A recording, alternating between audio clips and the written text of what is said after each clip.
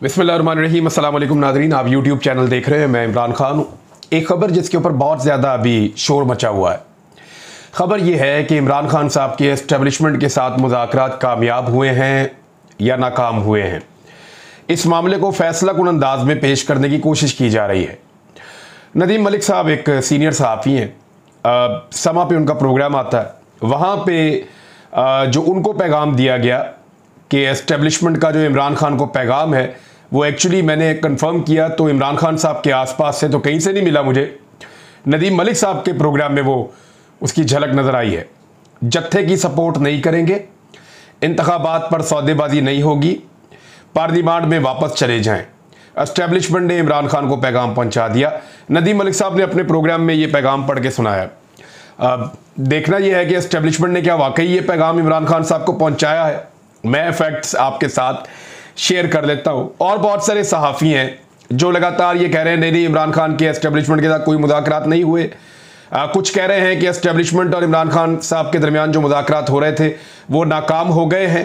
Backdoor channel भी खामोश हो चुके हैं और अब जो है वो एक नई एहतजाजी तहरीक या इमरान खान साहब जो भी अनाउंस करें। अच्छा, मैं आपको ये बता देता हूं कि जो बहुत ताकतवर लोग हैं वो चाहते हैं कि पाकिस्तान में इमरान खान साहब एक लॉन्ग मार्च लेकर आएँ। जैसे जैसे वक्त गुजर रहा है उनकी बेचैनी में इजाफा होता चला जा रहा है, क्योंकि इमरान खान साहब लॉन्ग मार्च लाएंगे तो ये हुकूमत ब्लैकमेल हो पाएगी और फिर उस हुकूमत से वो मनवाया जा सकेगा जिसे वो लोग मनवाना चाहते हैं। अब इतना काफ़ी है मेरे ख्याल में आपको बता देना। तो अब उसमें कुछ नए प्लेयर्स को शामिल किया जा रहा है और ये साबित किया जा रहा है कि जैसे कोई मुज़ाकरात के अंदर पेशरफ्त नहीं हुई या कोई वादे पूरे नहीं हो सके या मुज़ाकरात मुकम्मल तौर पे नाकाम हो गए हैं या एस्टेब्लिशमेंट ने ये कह दिया वो कह दिया, ये सारी चरबा किस्म की खबरें हैं और इनको बनाया जा रहा है और बना कर दिया जा रहा है। देने वाला कौन है उसका भी मुझे एक आधे बंदे का तो आइडिया है, क्योंकि कई अल्फाज के चुनाव से मुझे पता चल गया कि ये अल्फाज तो फलां बंदा बोलता था और उसके मुंह से निकले हुए अल्फाज हैं। बहरहाल खबरें इस तरह की आ रही हैं। एस्टेब्लिशमेंट से मुज़ाकरात, शेख रशीद हो जाएं या कुछ और सहाफ़ी हो जाएं, वो ये कह रहे हैं कि कुछ कामयाबी मिल रही है उसमें। दूसरी जानिब जो PMLN के करीबी हल्के हैं या सहाफ़ी जिनका PMLN के साथ ज़्यादा उठना बैठना है, वो ये कह रहे हैं कि कामयाबी नहीं, मुकम्मल नाकामी हो चुकी है। मैं आपको असल खबर बता देता हूँ। देखिए, असल जो इस वक्त मामला आकर फंसा हुआ है वो आर्मी चीफ की तैनाती का मामला है। ये जो हुकूमत बनी थी, इन्होंने बनने के बाद बताया था कि इनको खौफजदा किया गया था कि इमरान खान साहब एक ऐसे शख्स को आर्मी चीफ बना देंगे जिसके आर्मी चीफ बनने के बाद आप लोगों के लिए एहतसाब ज्यादा कड़ा हो जाएगा। इमरान खान साहब जो है वो नैब अदालतों के अंदर बहुत सारी नैब अदालतें कायम करेंगे, नए जजेस की भर्तियां होंगी और उसके बाद तेजी से एहतसाब के केसेस चलेंगे और आप तमाम लोगों को सजाएं मिलेंगी। और फिर यह भी कहा गया था कि नए आर्मी चीफ के साथ इमरान खान साहब बाद में कहीं ये इस तरह की चीज़ें तय करेंगे और सदारती निज़ाम पाकिस्तान में लाने की कोशिश करेंगे। ये चीज़ें मैं नहीं कह रहा, PMLN के लोग खुद कह चुके हैं, बार बार कह चुके हैं। तो उनके थ्रू हमें पता चला कि किस तरह से उनको डराया गया था। फिर ये हुकूमत बनी, एक आर्मी चीफ की तैनाती ये चाहते हैं। इस तैनाती को लेकर, क्योंकि पाकिस्तान की ये सबसे इंपॉर्टेंट तैनाती होती है और ये सबसे अहम तरीन तैनाती जो है उसके ऊपर सबकी नज़रें होती हैं। पाकिस्तान में एस्टेब्लिशमेंट या आर्मी चीफ का ओहदा जो है, एस्टेब्लिशमेंट की इंपॉर्टेंस तो है ही, लेकिन आर्मी चीफ का ओहदा जो है वो पाकिस्तान में खास तौर पे एक बड़ा अहम ओहदा जो है उसको समझा जाता है और बहुत सारी चीज़ों के लिए इसी ओहदे की तरफ या इसी कुर्सी की तरफ देखा जाता है। बहरहाल अब आर्मी चीफ की तैनाती होगी या आर्मी चीफ की एक्सटेंशन होगी, कोई नया नाम आर्मी चीफ के तौर पर आएगा, ये फैसला वज़ीर आज़म पाकिस्तान ने करना होता है। इस वक्त पाकिस्तान के वज़ीर आज़म शहबाज शरीफ हैं। शहबाज शरीफ साहब को इंडिपेंडेंटली फैसले करने की आदत नहीं है। उन्होंने हमेशा फैसले अपने बड़े भाई से पूछ कर किए हैं और वो हर फैसले के लिए उनसे मशवरा लेते हैं। इवन वो एस्टेब्लिशमेंट के साथ भी हमेशा बड़े अच्छे ताल्लुकात रखते हैं। मफामत की वो एक सियासत करना चाहते हैं एस्टेब्लिशमेंट के साथ, तो वो वहाँ से भी मशवरे लेते हैं हमेशा। आसिफ अली जरदारी साहब हो जाए या बाकी मौलाना फजल रहमान साहब या बाकी जमातें वो उनके इत्तेहादी हैं, उनका भी मशवरा उनको शामिल करना पड़ेगा। तो सबकी अपनी अपनी ख्वाहिशात हैं। आसिफ अली जरदारी साहब की अपनी ख्वाहिश है, नवाज शरीफ साहब की अपनी ख्वाहिश है, एक नाम मरियम नवाज साहिबा खुद अपने मुंह से ले चुकी हैं। तो ये इस तरह सबकी अपनी अपनी ख्वाहिशात तो हैं, लेकिन तैनाती आइन के मुताबिक या कानून के मुताबिक उसी की होगी आर्मी चीफ के तौर पर, जिसको वज़ीर आज़म नॉमिनेट कर देंगे। लेकिन यहां पे कुछ और ऑप्शन भी हैं। एक तो यह है कि नए आर्मी चीफ की तैनाती कर दी जाए। तो जो नए आर्मी चीफ आएंगे उन्होंने ये देखना है कि मुल्क और इदारा किन हालात से गुजर रहा है और फिर उन्होंने इदारे के और मुल्क के मफाद में फैसले करने हैं। एक तो बात ये याद रखिएगा। दूसरा सिनेरियो ये भी हो सकता है कि जैसे कि इमरान खान साहब ने कहा कि आर्मी चीफ की जो तैनाती है वो ये मिलकर ना करें, बल्कि आप मौजूदा आर्मी चीफ को एक्सटेंशन दे दें उस वक्त तक के लिए जब तक के लिए नए इंतखाबात नहीं हो जाते। नए इंतखाबात होने पर फिर जो हुकूमत बने वो आकर एक नए आर्मी चीफ की तैनाती कर दे। ये भी इमरान खान साहब ने आइडिया दिया हुआ है। इस आइडिया के बाद जो है वो एक्सटेंशन वाले मामलात से हमने देखा कि PMLN के लोग डरने लगे और नवाज शरीफ साहब ने साफ इनकार कर दिया जनरल कमर जावेद बाजवा साहब की एक्सटेंशन वाले आइडिया के ऊपर। मैं ये नहीं कह रहा कि एक्सटेंशन किसी ने मांगी है, मैं ये कह रहा हूं कि नवाज शरीफ साहब ने इस आइडिया के ऊपर इनकार कर दिया। हमारे पास जो खबर आई थी और ये बहुत वायरल भी हुई थी खबर, बहुत सारे लोगों ने ये रिपोर्ट किया था। मैंने भी कहा था कि नवाज शरीफ साहब जो है उन्होंने जनरल कमर जावेद साहब की मजीद बाजवा साहब की एक्सटेंशन जो है उसकी हामी उन्होंने नहीं भरी। अब सबकी अपनी अपनी चॉइसेस हैं, मगर जो इदारा है उसके लिए जो सबसे अहम मामला है वो क्या है? इदारे के लिए सबसे अहम मामला ये है कि जो एक परसेप्शन बन गई है कि पब्लिक के और इदारे के बीच में गैप पैदा करने की कोशिश की जा रही है या हो रहा है बदकिस्मती से, इसको ख़त्म करना। हुआ यह है कि पाकिस्तान की एक पॉलिटिकल पार्टी ने बहुत मकबूलियत हासिल कर ली है। नॉर्मली इस इदारे के साथ पॉलिटिकल पार्टीज के टकराव होते रहते हैं।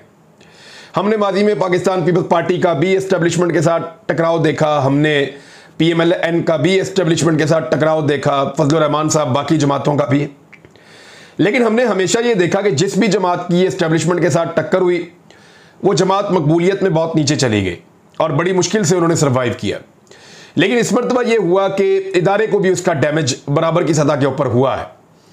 यानी अब पाकिस्तान तहरीक इंसाफ जो है वो एस्टेब्लिशमेंट के साथ उनके सींग फंस गए और उन्होंने कहा रजीम चेंज ऑपरेशन हुआ है और रजीम चेंज ऑपरेशन के कुछ सबूत भी मौजूद हैं। फिर बहुत सारे सवालात उठाए गए। तो पब्लिक जो है वो इस मरतबा एक पॉलिटिकल पार्टी के साथ भी उन्होंने काफ़ी ज़्यादा झुकाव अपना दिखाया। तो इदारे की जो मकबूलियत है या एस्टेब्लिशमेंट की जो मकबूलियत है वो ख़राब नहीं होनी चाहिए।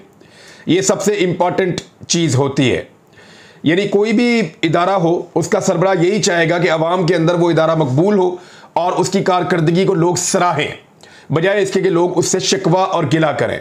तो उसके लिए उन्हें जो है वो बहुत सारे स्टेप्स लेने पड़ते हैं जो इस वक्त PDM की जमातों को सूट नहीं कर रहे और वो नहीं चाहेंगे कि वो स्टेप्स लिए जाए। अब सबकी अपनी अपनी चॉइस है, लेकिन एक बात मैं आपको क्लियरली कहूं कि इदारा कभी भी या एस्टेब्लिशमेंट कभी भी अपने आप को मुज़ाकरात से अलग नहीं रख सकती। मैं आपको मिसाल दे देता हूं कि पाकिस्तान की और तालिबान की अगर लड़ाई भी चल रही है तो कहीं ना कहीं मुज़ाकरात चल रहे होते हैं। अगर इंडिया और पाकिस्तान की भी खुदा न खास्ता जंग चल रही है तो कहीं ना कहीं बैकडोर चैनल कोई ना कोई खुला होता है, किसी ना किसी हॉटलाइन के ऊपर बातचीत चल रही होती है। तो ये तो पॉलिटिकल मामलात हैं, पाकिस्तान के अंदरूनी छोटे छोटे इख्तलाफात हैं, तो इनमें बातचीत ना होना सवाल ही पैदा नहीं होता। राणा सनाउल्लाह साहब ने भी कंफर्म किया कि जब बहुत बुरे हालात थे PMLN के एस्टेब्लिशमेंट के साथ तो उस वक्त भी उनके मुज़ाकरात एस्टेब्लिशमेंट के साथ चल रहे थे। यानी जब गिरफ्तार थे, जेलों में थे, उस वक्त भी एस्टेब्लिशमेंट के साथ मुज़ाकरात चल रहे थे। MKM के भी ऐसे ही मुज़ाकरात चलते रहते हैं, बाकी जमातों के भी चलते रहते हैं, पीपल्स पार्टी के भी, सबके चलते रहते हैं। तो क्या वजह है कि PTI के नहीं चलेंगे? PTI के भी इदारे के साथ या एस्टेब्लिशमेंट के साथ उसी तरह मुज़ाकरात बैकडोर चैनल चलते हैं जैसे कि बाकी जमातों के चलते हैं, और ये चलते रहते हैं। इनमें कभी नरमी होती है, कभी गर्मी होती है, कभी एक तरफ से सवाल उठाया जाता है, कभी दूसरी तरफ से सवाल उठाया जाता है, लेकिन एंगेजमेंट जो है वो हमेशा जारी रहती है। एक दूसरे को एंगेज करते रहते हैं और कहीं ना कहीं ऐसा नुक्ता ढूंढते रहते हैं जिसपे दोनों तरफ के लोग इत्तफाक राय पैदा कर सकें। अब मामला यह है कि एस्टेब्लिशमेंट कभी भी एक ऐसी पॉलिटिकल फोर्स के साथ अपने आप को खड़ा नहीं कर सकती जो इलेक्शन हार रही हो या जो पब्लिक में मकबूल ना हो। वो हमेशा उस पॉलिटिकल फोर्स की तरफ अपना झुकाव रखते हैं जो पब्लिक में मकबूल हो। अब ये जो PDM की जमातें, इन्होंने एस्टेब्लिशमेंट को यकीन दिलाया कि इमरान खान साहब की पॉपुलैरिटी खत्म हो गई है और इस बिना पर एस्टेब्लिशमेंट को साथ मिलाकर इन्होंने हुकूमत ख़त्म कर दी आपके सामने एस्टेब्लिशमेंट को इन्होंने बता दिया था कि इनकी तो मकबूलियत खत्म हो गई है, महंगाई बहुत बढ़ गई है, अमेरिका भी खिलाफ हो गया, ये भी हो गया, वो भी हो गया, ये रशियन ब्लॉक और फलां चीजें, जो कुछ भी करना था वो करके इमरान खान साहब का पत्ता साफ किया गया। लेकिन उसके बाद से लेकर अब तक लगातार जितने भी इंतखाबात हो रहे हैं वो पाकिस्तान तहरीके इंसाफ जीत रही है। एस्टेब्लिशमेंट को साफ नजर आ रहा है कि आने वाले वक्त में जब भी लोगों को वोट डालने का हक मिला, लोग इमरान खान साहब को वजीर आज़म पाकिस्तान बना लेंगे। तो क्यों वो अपने मुज़ाकरात खत्म करेंगे या मुज़ाकरात जो हैं उनसे बिल्कुल ही हाथ खींच लेंगे? ऐसा हो नहीं सकता और ऐसा होगा नहीं। ये एंगेजमेंट हमेशा जारी रहेगी। ये जो लोग कह रहे हैं ना, ये एक्चुअली एक तरह की घबराहट है और ये व्हाट्सएप ग्रुप की खबर है कि आप ये खबर फैलाएं कि एस्टेब्लिशमेंट और इमरान खान साहब के मुज़ाकरात मुकम्मल तौर पे नाकाम हो गए हैं। ये मुज़ाकरात चलते रहते हैं। कई मरतबा इमरान खान साहब को कहा गया, उनके साथ वादे किए गए, वादे टूटे भी। कई मरतबा इमरान खान साहब ने जो बात की, बात वो पूरी नहीं हुई। तो दोनों तरफ के गिले और शिकवे मौजूद रहते हैं, लेकिन इसके बावजूद मुज़ाकरात चलते रहते हैं और ये मुज़ाकरात अभी भी चल रहे हैं। और एस्टेब्लिशमेंट अपने आप को कभी भी एक ऐसी जमात से दूर नहीं कर सकती जिस जमात की पब्लिक के अंदर बहुत ज्यादा मकबूलियत बढ़ चुकी है। यानी जहां पे इलेक्शन होता है वो 75 से 80% इलेक्शन जीत जाते हैं। तो इसका मतलब यह है कि जिसको 50% के करीब वोट पड़ रहे हैं और तमाम आदाद शुमार बता रहे हैं कि ये पॉलिटिकल पार्टी बाकी 13-14 जमातों को अकेली शिकस्त दे रही है। पाकिस्तान का 95% मीडिया खिलाफ होने के बावजूद लोग आज भी इस पॉलिटिकल पार्टी के साथ खड़े हैं। तो इसका मतलब यह है कि एस्टेब्लिशमेंट अपने आप को उस पॉलिटिकल पार्टी से दूर नहीं कर सकती। ये एक सेट पैटर्न है और होगा भी यही। अब मामला आकर रुका हुआ है अक्टूबर के इन बाकी 10 दिनों पर। आज जब आप ये वीडियो सुन रहे हैं तो 20 अक्टूबर है, 10 दिन बाकी हैं। इन 10 दिनों के अंदर या तो इमरान खान साहब को सीरियसली कोई डेट दी जाएगी कि फलां तारीख को पाकिस्तान में इलेक्शन हो जाएंगे, या फिर इमरान खान साहब को लॉन्ग मार्च करना पड़ेगा और वो लॉन्ग मार्च की अनाउंसमेंट करेंगे।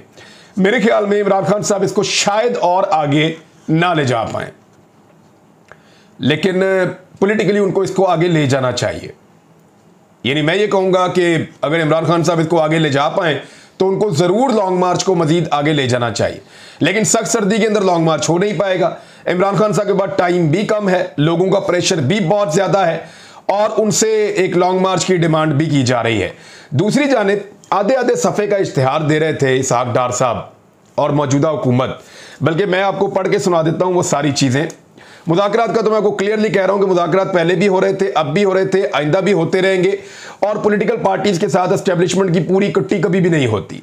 ये चलते रहते हैं, कभी इनमें नरमी और कभी गर्मी आती है। हो सकता है कि अभी हालात उतने मुवाफिक ना हो, लेकिन आने वाले 10 दिनों में क्या होगा उसका आइडिया आपको आने वाले 10 दिनों में हो जाएगा। इसहाक डार साहब की जिस कारकर्दगी को बहुत बढ़ा चढ़ाकर बयान किया जा रहा था, वो कारकर्दगी रुड़ गई है, पूरी तरह तबाह हो गई है। यानी आपको याद होगा कि मामला शुरू हुआ था रशिया के इमरान खान साहब के दौरे से और उसके बाद रिजीम चेंज हो गया था पाकिस्तान में। डोनाल्ड लू जो है उनकी तरफ से वहां से एक साइफर भी आ गया था। डोनाल्ड लू ने जो पाकिस्तानी सफीर से बातचीत की थी और उस साइफर को बताया गया था कि तो धमकियां में रवैया है। बाद में पाकिस्तान ने डिमार्च भी किया था। फिर इमरान खान साहब ने कहा कि ये तो भाई मैं अगर रशिया जाऊं या दुनिया में किसी से भी ताल्लुक रखूं तो इसमें अमेरिका को और वेस्ट को क्या तकलीफ है। मामला वापस वहां पे आ गया 6 महीने के बाद। 6 महीने में पाकिस्तान की मईशत का कचूमर निकालने के बाद इंपोर्टेड वजीर खजाना ने वही जुमले बोल दिए हैं जो इमरान खान साहब बोल रहे थे। अब इसहाक डार साहब ने क्या कहा, जरा पहले इस पे गौर कर लें, फिर मैं आपको बताता हूं। यानी इतनी लंबी लंबी डींगे छोड़ी इन्होंने। मुझे शहबाज शरीफ साहब का स्टेटमेंट याद है। शहबाज शरीफ साहब ने बाकायदा ट्वीट करते हुए कहा था कि पाकिस्तानी रुपए का डॉलर के मुकाबले में बेहतरीन कारकर्दगी दिखाने वाली वर्ल्ड करेंसी बनना अल्लाह ताला का करम है। एक हफ्ते में रुपए की कदर में इतना जबरदस्त इजाफा हुआ, वजीर खजाना इसहाक डार की मेहनत रंग ला रही है, फलान का डॉलर को डार के खाते में डाल दिया शहबाज शरीफ ने। उसके बाद जो है बाकी सारे इत्तेहादी भी यही कर रहे थे और फिर बाकायदा जियो न्यूज़ के ऊपर और दीगर चैनल्स के ऊपर ये खबरें चलाई गई कि इसहाक डार के आने के बाद नून लीग के लिए बेहतरी शुरू हो गई है और यह बयानिया बनाया गया कि जो इकॉनमी है पाकिस्तान की वो बहुत तेजी से रिवाइव कर रही है। डार साहब ने खुद स्टेटमेंट दिया कि कल रात को हम पहुंचे और डॉलर 10 रुपए नीचे आ गया। फिर 24 घंटे में पाकिस्तानी कर्ज में 1350 अरब रुपए कम हो गया। डॉलर की कीमत नीचे आने में डार साहब का यह स्टेटमेंट था। तो बार बार डार साहब ये सारा कुछ कहते थे और अब डार साहब ने यह कहकर जान छुड़ा ली है कि डॉलर को देखना मेरा तो मसला नहीं है, डॉलर तो स्टेट बैंक की जिम्मेदारी है। क्योंकि अब डॉलर ज़्यादा ऊपर जाएगा और तेज़ी से ऊपर जाएगा, क्योंकि आईएमएफ ने बात नहीं मानी, दुनिया ने इनको पैसा नहीं दिया। जब अमेरिका ने पैसा नहीं दिया तो डार ने अमेरिका को क्या कहा, आपको पता है? ये ज़रा सुने। अब रूस से अगर भारत तेल खरीद सकता है तो हमारा भी हक बनता है, इसहाक डार। 6 महीने में पाकिस्तान की इकोनॉमी का कचूमड़ निकालने के बाद इस हुकूमत को यह बात समझ आई जो इमरान खान साहब पहले दिन समझा रहे थे कि रशिया से तेल लेना है, रशिया से गंदम लेनी है, दुनिया के अंदर एक महंगाई आ रही है, उससे जान छुड़ानी है, तो बेहतरीन मौका है, हमें यह करना चाहिए।